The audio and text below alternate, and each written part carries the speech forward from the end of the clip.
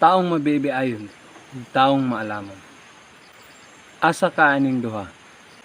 Ikaw ba kadtong dili maminaw og mga pagtambag? Apan nagabiay-biay hinuon sa nagtambag kaniya? O ikaw kadtong malipay sa mga pagbadlong ug pagtudlo aron makakaton?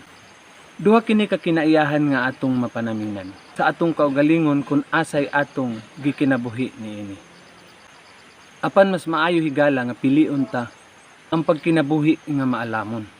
Kay daghan kaayong kahibalo nga atong mabatunan.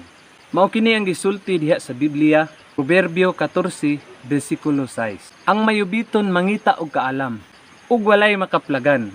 Apan ang kahibalo sayon lang nga moabot ngadto sa taong adunay panabot. Gani miingon dinhi nga sayon ra ang kahibalo, alang kaniya nga maalamon. Apan wala gayoy nahot, siya nga kusog mo biay-biay, labi na kon badlongon og tudluan. Kusog mo pahit balik sa nagbadlong. Kung imong tudluan dili maminaw, maunang wala gayoy makatunan. Kay para sa iya, insakto tanan niyang gibuhat, bisan sayop na. Busa alaot gayud kaayo siya.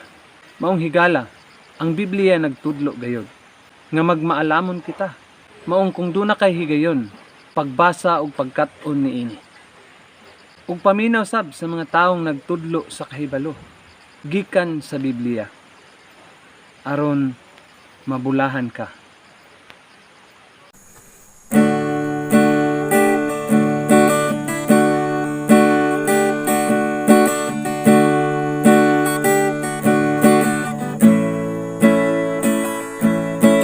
Taong mayubiton di makaangkon o kaalam, apan ang maalam sa kahibalo nagatigon, di maminaw mga pagsaway, siya nga mabiay-biayon, badlungang maalam, kay ikaw iyang higugmaon, anak kaniya nga nagtamay, ang kapungot sa katawan, nag-ahupay sa kasuko, ang tao nga maalam.